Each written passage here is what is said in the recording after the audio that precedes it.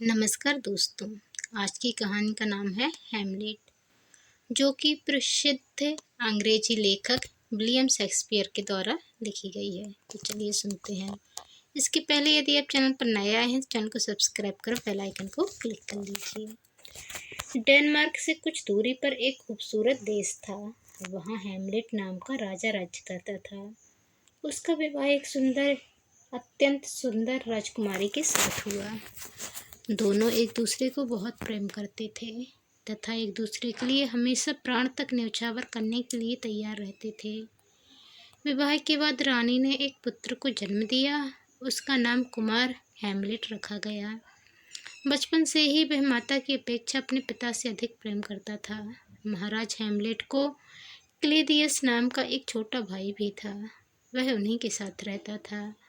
इस प्रकार वे सुखपूर्वक जीवन बिता रहे थे। हैमलेट के राज्य में सुख समृद्धि का वास था। उसने लोगों की भलाई के लिए अनेक कार्य किए। यही कारण था कि प्रजा ऐसा राजा पाकर स्वयं को धन्य समझती थी। एक दिन भयंकर दुर्घटना घटी। राजा हैमलेट स्वर्ग सिधार गए। उनकी मृत्यु के बारे में क्लेडियस के अतिरिक्त कोई नहीं जानता था।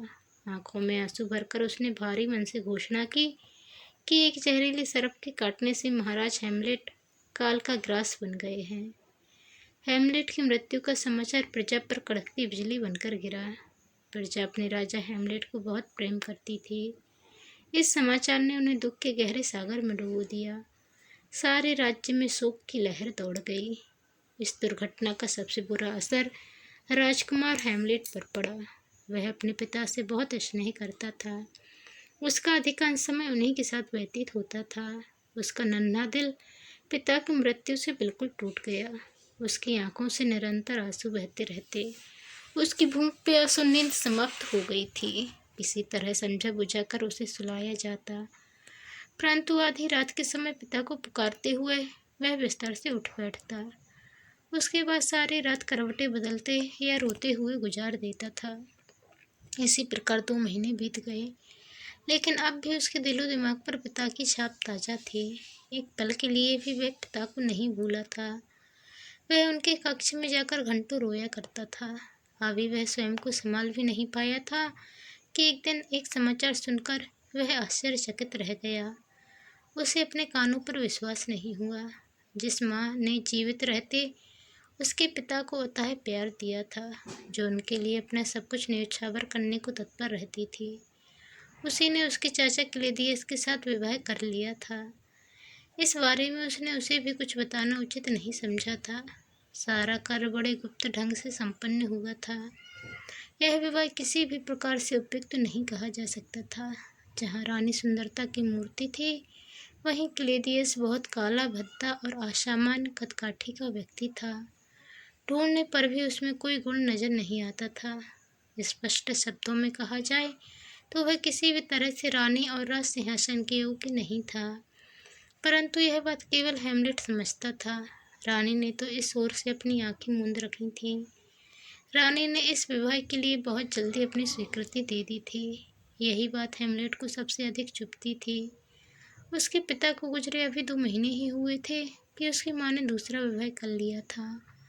पिता के लिए उसकी माँ के मन में जो प्रेम था, जो समर्पण भाव था, वह इतनी जल्दी कहाँ लुप्त हो गया। इस बात ने हैमलेट को चिंता में डाल दिया। एक दिन हैमलेट अपने कक्ष में बैठा पिछले कुछ महीनों में घटित घटनाओं के बारे में सोच रहा था। तभी एकाएक उसके मस्तिष्क में एक विचार कौंधा। इस विवाह के पीछे कहीं कोई षड्यंत्र तो नहीं है। उसने पुनः सभी कड़ियों को जोड़ा और सिलसिलेवार सोचने लगा। सबसे पहले जहरीले सर्प के काटने पर मेरे पिता की मृत्यु हुई, परंतु इसके बारे में केवल क्लेडियस को पता था। फिर कुछ दिनों बाद उन्होंने और मेरी माँ ने विवाह कर लिया। कहीं ऐसा तो नहीं कि मेरे पिता की मृत्यु के पीछे इन दोनों का हाथ हो। कहीं इन्होंने ही तो सर्प बनकर उन्हें नहीं डस लिया। राज सिंहासन का लोभ अच्छों को बुरा काम करने के लिए विवश कर देता है। अवश्य इन्होंने लोभ में आकर मेरे पिता को मरवा दिया और अब भी इस राज्य को हथिया लेना चाहते हैं। हैमलेट जितना सोचता उतना ही विचारों की गुत्थियों में उलझता जाता। अधिक सोचने के कारण दिन दिन उसका स्वास्थ्य गिरने लगा। शरीर सूखकर कांटे की तरह हो गया, चेहरा पीला पड़ गया, आंखें अंदर की ओर धंस गईं। लोग उसकी हंसी सुनने को तरस गए। उसके स्थान पर अब वह अत्यंत गंभीर और खोया खोया सा दिखाई देता था। एक दिन वह महल के शाही बाग में टहल रहा था कि तभी एक पहरेदार आया और डरते डरते बोला, राजकुमार, कुछ दिनों से मैं महाराज को महल में देख रहा हूँ। अवश्य वह उनकी आत्मा है जो 3 दिन से दिखाई दे रही है। यद्यपि उन्होंने किसी को कुछ नहीं कहा, परंतु उनकी चाल ढाल से लगता है कि वे किसी को ढूंढ रहे हैं। यह बात हेमलेट के लिए किसी आश्चर्य से कम नहीं थी। उसके पिता की आत्मा अभी महल में उपस्थित है, यह जानकर जहाँ उसे प्रसन्नता हुई, वहीं यह सोच में पड़ गया। धीरे धीरे उसे विश्वास हो गया कि हो न हो महाराज उसे ही ढूंढ रहे हैं। अवश्य वे उससे कुछ कहना चाहते हैं। अंततः राजकुमार ने पिता से मिलने का निश्चय कर लिया। उसी रात वह पहरेदारों के साथ उस स्थान पर जा बैठा जहाँ उसके पिता की आत्मा को भटकते हुए देखा गया था। उसने इस बारे में किसी को कुछ नहीं बताया। आधी रात का समय था। राजकुमार की आंखों से नींद कोसों दूर थी। तभी एक पहरेदार पास आकर धीरे से बोला, वह देखिए राजकुमार, चबूतरे पर महाराज की आत्मा। राजकुमार ने जल्दी से चबूतरे की ओर देखा। राजसी पोशाक पहने एक छाया धीरे धीरे चलती हुई उसकी ओर आ रही थी। चाल ढाल और वस्त्रों से राजकुमार पहचान गया कि यह उसके पिता ही हैं। उन्होंने वही पोशाक पहन रखी थी जो मृत्यु के समय उनके शरीर पर थी। चांद की रोशनी में वे उसे स्पष्ट नजर आ रहे थे। वह पिताजी कहकर तेजी से उनकी ओर लपका। पहरेदारों ने उसे रोकने की बहुत कोशिश की, लेकिन वह स्वयं को छुड़वाकर उस ओर बढ़ गया। जब दोनों के बीच कुछ कदमों की दूरी रह गई, तब उस छाया ने उसे एक एकांत कोने की ओर चलने का संकेत किया। एक पल के लिए हेमलेट का चेहरा पसीने से भीग उठा। वह सोचने लगा, कहीं वह कोई और प्रेतात्मा तो नहीं जो उसके पिता के वेश में वहाँ घूम रही है। कहीं वह उसका अहित न कर दे। वह जहाँ का तहाँ रुक गया। तभी उसकी अंतरात्मा बोली, राजकुमार, व्यर्थ का संदेह मत करो। इनसे भयभीत होने की कोई आवश्यकता नहीं है। ये तुम्हारे पिता हैं। राजकुमार के मन का भय समाप्त हो गया और वह छाया के साथ एक कोने में पहुंचा। छाया ने नजरें उठाकर इधर उधर देखा। दूर दूर तक कोई नहीं था जो उनकी बातें सुन सके। आश्वस्त हो जाने के बाद छाया के मुंह से पहला शब्द निकला, कुमार, मेरे बेटे। एक लंबे अरसे के बाद अपने पिता की स्नेह युक्त आवाज़ सुनकर राजकुमार की आंखों में आंसू उमड़ आए। उसका गला रुंध गया। दिल चाहा कि वह दौड़कर पिता से लिपट जाए, उनसे लाड़ करे, परंतु उन्होंने उसे रोक दिया। तब राजकुमार स्वयं को संयत करते हुए बोला, पिताजी, अभी तक आप इस प्रकार भटक क्यों रहे हैं? कौन सी बात आपकी मुक्ति में बाधा बन रही है? क्यों आपकी आत्मा बेचैन है? मुझे सब कुछ स्पष्ट रूप से बताइए। छाया धीरे से बोली, पुत्र, इन सब का एक ही कारण है और वह कारण है मेरी रहस्यमय हत्या। हत्या? यह क्या कह रहे हैं आप पिताजी? चाचा जी ने तो कहा था कि आपकी मृत्यु सर्प के काटने से हुई थी। राजकुमार ने आश्चर्य में भरकर पूछा। कुमार, मेरी मृत्यु सर्प के काटने से नहीं हुई, मेरी हत्या हुई है। तुम्हें यही बात बताने के लिए अब तक मेरी आत्मा भटक रही थी। आज इस रहस्य से पर्दा उठाकर मेरी आत्मा को शांति मिलेगी। छाया शांत स्वर में बोली, परंतु आपकी हत्या कौन कर सकता है? किसने यह नीच काम किया है? आप मुझे बताइए। उस दुष्ट को मैं स्वयं अपने हाथों से दंडित करूंगा। राजकुमार उत्तेजित होते हुए बोला, शांत हो जा कुमार, यह कार्य आवेश में आकर करने का नहीं है। तुम मन को शांत करके धैर्यपूर्वक मेरी बात सुनो। राजकुमार कुछ देर तक आंखें बंद करके स्वयं को शांत करता रहा। फिर उसने पिता से सारी बात बताने के लिए कहा। तब छाया सत्य से पर्दा हटाते हुए बोली, कुमार, मेरी हत्या करने वाला कोई और नहीं, मेरा अपना ही भाई है। हाँ, मेरी हत्या क्लिदियस ने की है। जिस दिन मेरी मृत्यु हुई, उस दिन मैं सभी दैनिक कार्य निपटाकर शाही बाग में विश्राम कर रहा था। ठंडी हवाओं के कारण मुझे नींद आ गई। उस समय कोई भी मेरे आसपास नहीं था। अवसर उचित जानकर क्लेदियस वहां आया और मेरे कान में विषैले द्रव की 2 बूंदें डाल दी। उस द्रव के प्रभाव से मेरी नसें जल उठी और मेरा दिल जोर जोर से धड़कने के बाद शांत हो गया। इस तरह उसने सब कुछ छीनकर भटकने के लिए मुझे इस लोक में धकेल दिया। कुमार, यदि मुझसे प्यार है तो प्रतिज्ञा करो, तुम क्लेदियस से मेरी मृत्यु का प्रतिशोध अवश्य लोगे। तभी मेरी आत्मा को शांति और मुक्ति मिलेगी, अन्यथा मैं युगों युगों तक इसी प्रकार भटकता रहूँगा। राजकुमार को पहले से क्लेदियस पर शक था। पिता की बात ने उसके शक को यकीन में बदल दिया था। वह प्रतिज्ञा करते हुए बोला, पिताजी, क्लेदियस ने आपको मुझसे छीना है। मैं उससे आपकी हत्या का प्रतिशोध लेकर रहूँगा। जब तक मैं प्रतिशोध नहीं लूँगा तब तक चैन से नहीं बैठूँगा। लेकिन एक बात का ध्यान रखना कुमार, तुम अपनी माता को क्षमा कर देना। उसने जाने अनजाने जो पाप किया है उसका फल उसे स्वयं ईश्वर प्रदान करेंगे। इसके बाद छाया वहाँ से अदृश्य हो गई। हैमलेट ने बेचैन होकर पिता को पुकारा, परंतु कोई प्रत्युत्तर नहीं मिला। अंततः वह सिर झुकाए कक्ष में लौट आया। हैमलेट ने जो प्रतिज्ञा की थी वह उसे जल्दी से जल्दी पूरा कर लेना चाहता था, जिससे उसके पिता की आत्मा को शांति मिल सके। लेकिन ऐसे कार्य में जल्दबाजी उसकी असफलता का कारण भी बन सकती थी। इसलिए उसने योजनाबद्ध तरीके से इस कार्य को करने का निश्चय किया। हैमलेट अत्यंत सरल और सीधे स्वभाव का था। किसी की हत्या का षड्यंत्र रचना तो दूर, वह किसी को बुरा भला भी नहीं कह सकता था। इसके अतिरिक्त क्लेदियस के गुप्तचरों की भी उस पर कड़ी नज़र थी। हैमलेट सतर्क था, इसलिए गुप्तचरों की निगरानी की बात जानता था। उसे सबसे पहले इस निगरानी से छुटकारा पाना था, तभी वह योजना बना सकता था। अतः उसने एक चाल चली और पागलों की तरह व्यवहार करने लगा। उसने ऐसा अभिनय किया कि उसकी चाल ढाल, व्यवहार और हरकतों को देखकर सभी को उसके पागल होने का विश्वास हो गया। क्लेदियस को उससे कोई खतरा नहीं रहा। उसे चुनौती देने वाला पागल हो चुका है। इस विचार ने उसे राजकुमार की ओर से लापरवाह बना दिया।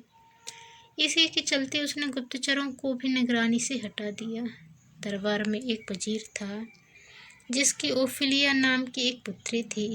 राजकुमार उसे बहुत प्रेम करता था, परंतु ओफिलिया उससे दूर दूर रहती थी। सभी ने सोचा कि शायद प्यार में मिली असफलता ने ही राजकुमार के होशो हवास छीन लिए हैं। यह बात हैमलेट के लिए मददगार सिद्ध हो सकती थी। उसने इसका लाभ उठाने का निश्चय कर उसी समय ओफिलिया के नाम एक पत्र लिखा। पत्र की भाषा बहुत ही उलझी हुई और अटपटी सी थी। किसी के लिए भी उसे समझना बहुत मुश्किल था। फिर भी उसका सार केवल इतना था कि वह ओफिलिया से बहुत प्रेम करता था और उसी के कारण उसका यह हाल हुआ है। ओफिलिया ने यह पत्र पिता को और उसने क्लेदियस को दिखाया। उसका रहा सहा संदेह भी जाता रहा। उसने राजकुमार को पूरी तरह से स्वतंत्र कर दिया। अब वह कहीं भी बेरोक टोक जा सकता था। हैमलेट ने जैसा सोचा था उसमें वह पूरी तरह से सफल रहा। अब उसने योजना बनाकर क्लेदियस के विरुद्ध षड्यंत्र रचना आरंभ कर दिया। उन्हीं दिनों नगर में एक नाटक मंडली आई हुई थी। वह प्रतिदिन जिस नाटक का मंचन करती थी उसमें एक राजा की हत्या के षड्यंत्र के बारे में दिखाया जाता था। वह दृश्य इतना स्वाभाविक और वास्तविकता के पास प्रतीत होता था कि दर्शकों की आंखें भर आती, उनका मन दुखी हो जाता। यह नाटक बड़ा लोकप्रिय हुआ। राजकुमार हैमलेट ने भी एक बार वह नाटक देखा था। उसे देखकर उसे अपने पिता की मृत्यु का दृश्य याद आ गया। तभी उसे एक विचार सूझा। उसने सोचा, नाटक मंडली के साथ मिलकर राजा की मृत्यु के दृश्य में फेर बदल कर दिया जाए तो उसे देखने के लिए क्लेदियस को आमंत्रित किया जाए। यदि अपने पाप को लेकर उसके मन में जरा भी पश्चाताप हुआ तो उसके हाव भाव ही उसके गुनाह को प्रकट कर देंगे। यह सोचकर उसने नाटक मंडली के सदस्यों को महल में आमंत्रित किया और उनके समक्ष एक प्रस्ताव रखते हुए बोला, मैंने एक नाटक लिखा है। मेरी इच्छा है कि आपकी मंडली के अनुभवी कलाकार उसमें मंचन करें। इसके लिए आपको उचित पारिश्रमिक भी दिया जाएगा। राजकुमार, आपके लिखे नाटक में काम करके हम स्वयं को धन्य समझेंगे, लेकिन क्या हम नाटक की कथा संक्षेप में सुन सकते हैं? इससे हम नाटक को समझने में आसानी रहेगी। नाटक मंडली के प्रमुख ने प्रसन्न होकर कहा। राजकुमार नाटक की कथा सुनाते हुए बोला, यह नाटक गुंजक नामक राजा की कहानी है। गुंजक वीना नगरी का राजा था। वह अपनी रानी बेपतिस्ता को बहुत प्रेम करता था। रानी भी उसे दिलो जान से चाहती थी। राजा का लोशियन नामक एक चचेरा भाई था। एक दिन गुंजान शाही बाग में सो रहा था। उस समय लोशियन ने उसके कान में विषैले द्रव की कुछ बूंदें डाल दी। इसके फलस्वरूप राजा की जान चली गई। फिर लोशियन ने बेपतिस्ता से विवाह कर लिया और उस नगरी का राजा बन बैठा। हैमलेट की यह कहानी क्लेदियस के पाप कर्म पर आधारित थी। बस बदले थे तो केवल पात्रों के नाम। नाटक मंडली को कहानी अच्छी लगी और उन्होंने उसमें काम करना स्वीकार कर लिया। निश्चित समय पर नाटक का मंचन हुआ। उसे देखने के लिए क्लेदियस और रानी का विशेष रूप से आमंत्रित किया गया। नाटक के आरंभ में रानी बेपतिस्ता पति के सामने अपने प्यार की कसमें खा रही थी। यह दृश्य देखकर रानी के चेहरे का रंग उड़ गया। वह पसीने से तरबतर हो गई। अगले दृश्य में राजा को एक बाग में विश्राम करते दिखाया गया। दूसरी ओर से लोशियन विषैले द्रव की शीशी लेकर बाग में दाखिल हुआ। उसने सोते हुए राजा के कान में विष की कुछ बूंदें डाल दी। अब चौंकने की बारी क्लेदियस की थी। उसका दिल जोर जोर से धड़कने लगा। जिस पाप को वह छिपा हुआ रहस्य समझ रहा था, सामने मंच पर उसका खुले तौर पर मंचन हो रहा था। उसकी सांसें थमने लगी। दिल सीना फाड़कर बाहर आने के लिए बेताब हो उठा। वहाँ और अधिक देर तक बैठना उसके लिए असंभव हो गया। अतः तबीयत खराब होने का बहाना बनाकर वह रानी सहित वहाँ से चला गया। इस नाटक के मंचन के पीछे हैमलेट का जो उद्देश्य था वह पूरा हो चुका था। वह एक कोने में बैठा सब देख रहा था। उसके पास ही उसका एक विश्वसनीय मित्र बैठा था। दोनों ने क्लेदियस और रानी के चेहरों के उड़ते हुए रंग को देखा था। बार बार घबराकर एक दूसरे को देखना और माथे से पसीना पोंछना भी उनसे छिपा नहीं था। जब वे दोनों नाटक छोड़कर जा रहे थे, तब हैमलेट ने मित्र से कहा, मित्र, क्लेदियस की बेचैनी उसके अंदर की चोर को उजागर कर रही है। इसमें कोई शक नहीं रहा कि उसने ही मेरे पिता की हत्या की है। मैं तुम्हारी बात से पूरी तरह सहमत हूँ। यही तुम्हारे पिता का हत्यारा है। वह मित्र आवेश में भरकर बोला। शांत हो जाओ मित्र, दीवारों के भी कान होते हैं। यह स्थान इस प्रकार की बातों को करने का नहीं है। हम इस विषय में बाद में बात करेंगे। हैमलेट ने तेजी से मित्र को चुप करवा दिया। नाटक समाप्त हुआ और सभी उसकी प्रशंसा करते हुए वहाँ से चले गए। उसी रात रानी ने एक आवश्यक काम का बहाना करके हैमलेट को अपने कमरे में बुलाया। हैमलेट को पता था कि नाटक देखने के बाद क्लेदियस और भी सतर्क हो जाएगा तथा अपनी चालें चलना शुरू कर देगा। इसलिए जब उसकी माँ ने उसे अपने कक्ष में बुलाया तो वह समझ गया कि निर्णायक समय पास आ पहुंचा है।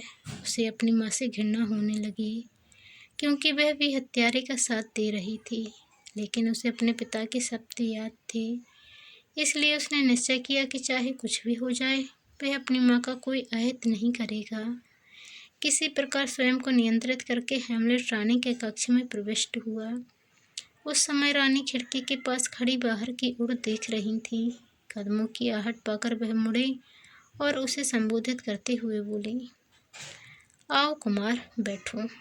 आपको जो कहना हो ऐसे ही कह दें। हैमलेट ने रूखे स्वर में कहा। तो सुनो कुमार, तुम जो कुछ कर रहे हो वह ठीक नहीं है। अपने पिता के विरुद्ध ऐसा कार्य करते तुम्हें लज्जा नहीं आती? क्यों कर रहे हो ऐसा? इस बार रानी का सर थोड़ा कठोर हो गया था। हैमलेट समझ गया कि रानी का संकेत क्लेदियस की ओर है। उसका मुँह कड़वाहट से भर उठा और वह तीखे स्वर में बोला, आप किस पिता की बात कर रही हैं? वह जो वास्तव में मेरे पिता थे, या फिर उसकी जो मेरे पिता बनने की कोशिश कर रहा है? रानी उसके पास आकर बोली, मैं महाराज क्लेडियस की बात कर रही हूँ। अब वे ही तुम्हारे पिता हैं। क्लेडियस के लिए पिता शब्द सुनकर राजकुमार का चेहरा गुस्से से तमतमा उठा। वह मुंह से आग उगलते हुए बोला, क्लेडियस मेरा पिता कभी नहीं हो सकता। वह मेरे स्वर्गीय पिता का हत्यारा है। वह आस्तीन के सांप को पिता कहने से पहले मेरी जिह्वा जल जाएगी। मेरी तलवार उसका रक्त पीने के लिए तरस रही है। जब तक उस पापी को मैं मौत के घाट नहीं उतारूंगा, तब तक मुझे चैन नहीं मिलेगा। राजकुमार का ऐसा रौद्र रूप देखकर रानी भय से थरथर कांपने लगी। उसे लगा मानो स्वयं महाराज उसके सामने आकर खड़े हो गए हों। वह कुछ कदम पीछे हटी और तेजी से कक्ष से बाहर जाने के लिए मुड़ी, लेकिन राजकुमार ने आगे बढ़कर उसका मार्ग रोक लिया और कठोर स्वर में बोला, रानी माँ, जाने से पहले आपको मेरे एक प्रश्न का उत्तर देना होगा, अन्यथा मैं आपको यहाँ से बाहर नहीं जाने दूंगा। मैं तेरी माँ हूँ। मुझसे ऐसे बात करते हुए तुझे शर्म नहीं आती? मैं यहाँ से जा रही हूँ, देखती हूँ तू क्या करता है। यह कहकर जैसे ही रानी ने आगे कदम बढ़ाया, वैसे ही राजकुमार ने उसका हाथ पकड़ लिया। रानी ने हाथ छुड़ाने की बहुत कोशिश की, लेकिन असफल रही। राजकुमार का गुस्से से भरा चेहरा देखकर वह पहले ही भयभीत थी। हाथ पकड़ने की घटना से उसका रहा सहा साहस भी जवाब दे गया। वह सहायता के लिए चिल्लाने लगी। तभी बरामदे में लगे पर्दे के पीछे से भी बचाव बचाव की आवाज़ें आने लगी। यह आवाज़ किसी पुरुष की थी। क्लेडियस पर्दे के पीछे खड़ा होकर उनकी सारी बातें सुन रहा था, लेकिन रानी को खतरे में पड़ा देखकर वह सहायता के लिए सैनिकों को पुकार रहा था। यह सोचकर हेमलेट ने तलवार निकाल ली और रानी को छोड़कर पर्दे के पास पहुंच गया। फिर उसने बिना पर्दा हटाए तलवार के उस पार वार कर दिया। कक्ष में एक चीख गूंजी और फिर धड़ाम से किसी के गिरने की आवाज़ के साथ सब कुछ शांत हो गया।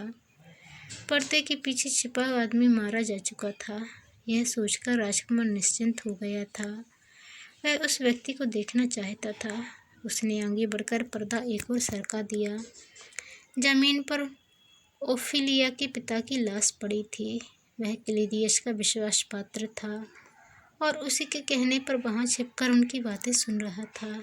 राजकुमार के मुंह से अफसोस भरी आह निकली। अनजाने में मैंने इनकी हत्या कर दी। इसके लिए ओफिलिया मुझे कभी माफ़ नहीं करेगी। इसके बाद हेमलेट रानी की ओर मुड़ा। उसके हाथ में खून सनी तलवार देखकर रानी की सांसें उखड़ने लगीं। हालत ऐसी हो गई मानो उसके प्राण निकलने वाले हों। हेमलेट ने तलवार नीचे कर ली और रानी के कंधों पर हाथ रखकर स्नेह भरे स्वर में बोला, माँ, तुम्हें मुझसे डरने की कोई आवश्यकता नहीं है। मैं तुम्हारा पुत्र हूँ। मैंने तुम्हारे अंश से जन्म लिया है।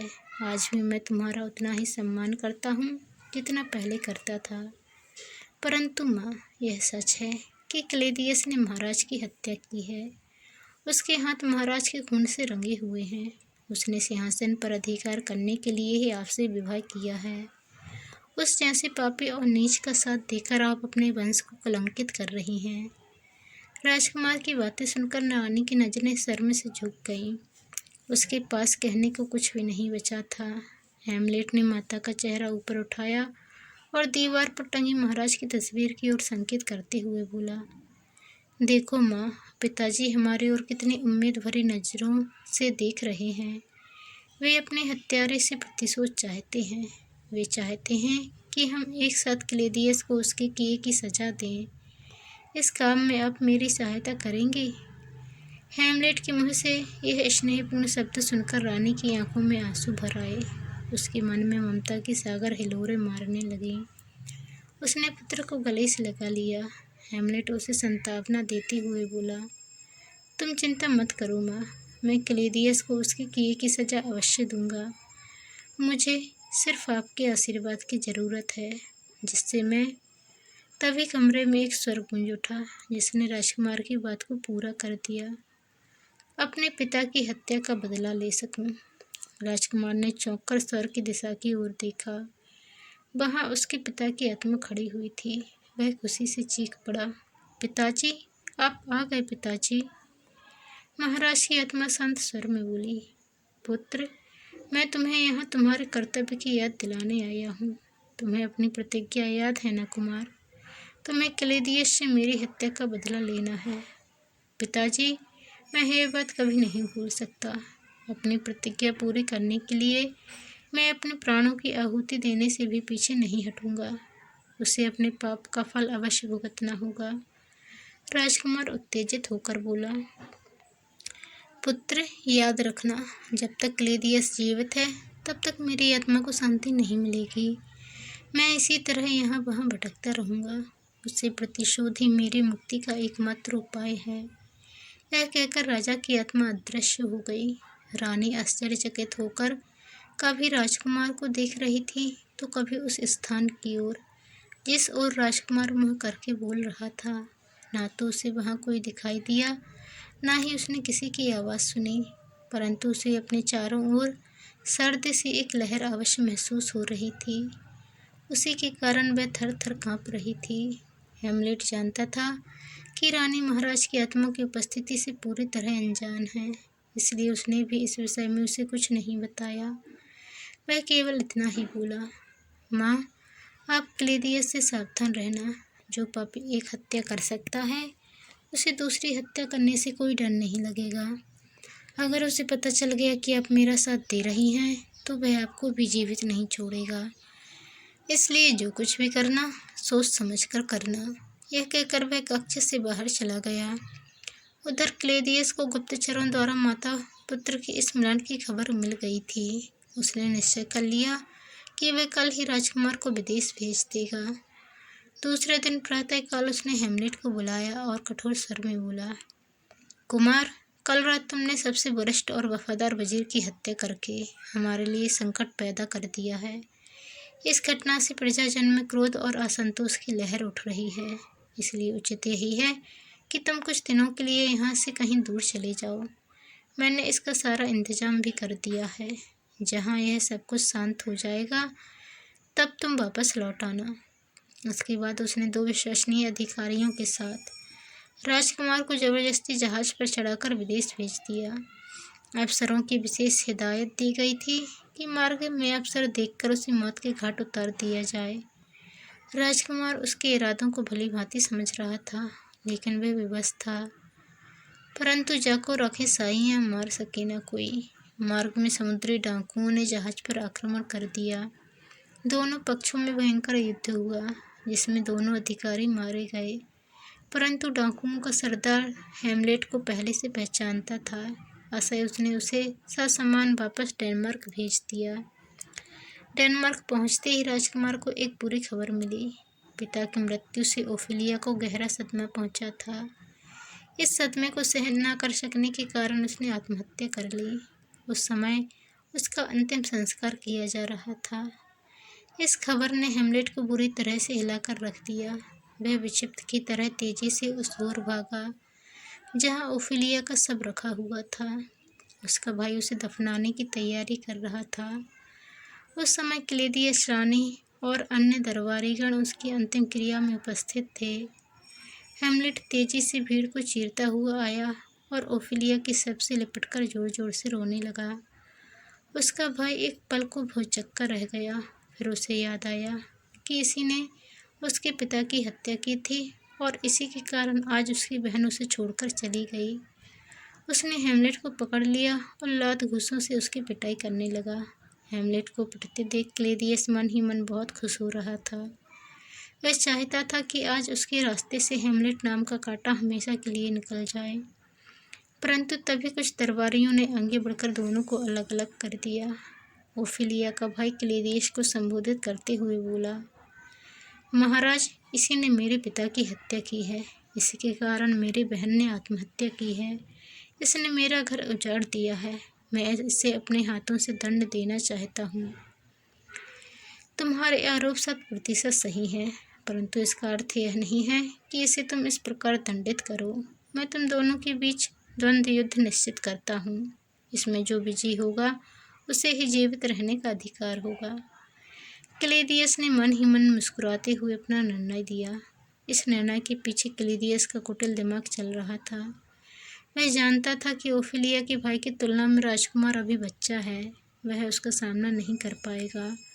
द्वंद्व युद्ध में नकली तलवारों का प्रयोग किया जाता था, लेकिन उसने ओफिलिया के भाई को असली तलवार थमा दी। उस तलवार में तेज जहर लगा हुआ था। यदि युद्ध में राजकुमार बच गया तो उसे मारने के लिए क्लेडियस ने एक और संयंत्र रचा था।